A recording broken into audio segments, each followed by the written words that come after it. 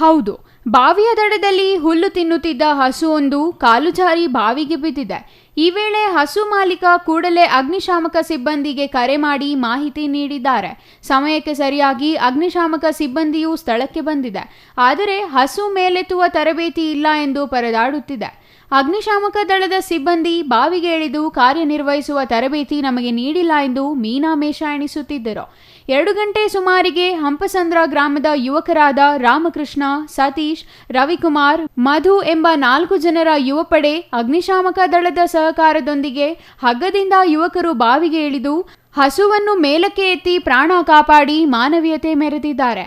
ಬಾವಿಯಲ್ಲಿ ಸುಮಾರು 4-5 ಅಡಿ ನೀರು ಇದ್ದ ಕಾರಣ ಹಸುವನ್ನು ಹಗ್ಗದಲ್ಲಿ ಕಟ್ಟಲು ಹರಸಾಹಸ ಪಡಬೇಕಾಯಿತು.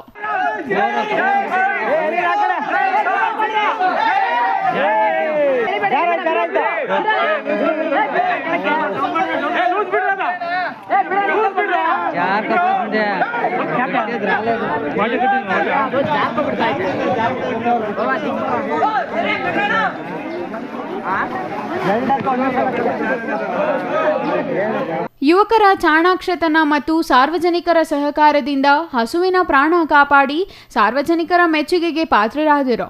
ಹಸುವಿನ ಮಾಲೀಕ ಉದಯಪ್ಪ ಬಾವಿಯಿಂದ ಮೇಲೆ ಬಂದ ಹಸುವನ್ನು ನೋಡಿ ಮುಖದಲ್ಲಿ ಮಂದಹಾಸ ಬೀರಿದರು. ಯುವಕರಿಗೆ ಕೃತಜ್ಞತೆ ಸಲ್ಲಿಸಿದರು. R Manjunath, CTV news, Gauribidanur.